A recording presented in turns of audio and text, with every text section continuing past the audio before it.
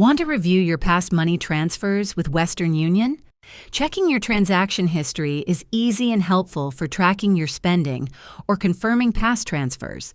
In this guide, I'll show you how to check your transaction history in Western Union.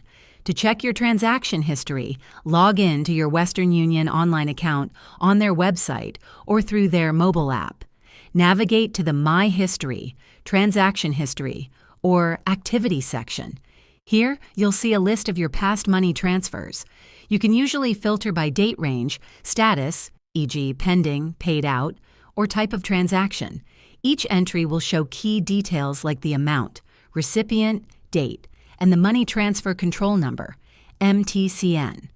Finally, click on Individual Transactions to view more detailed information. This can be useful for troubleshooting or simply keeping track of your transfers. Remember to keep your login credentials secure, and there you have it. Checking your transaction history in Western Union is simple. If this video was helpful, give it a thumbs up and subscribe for more tips.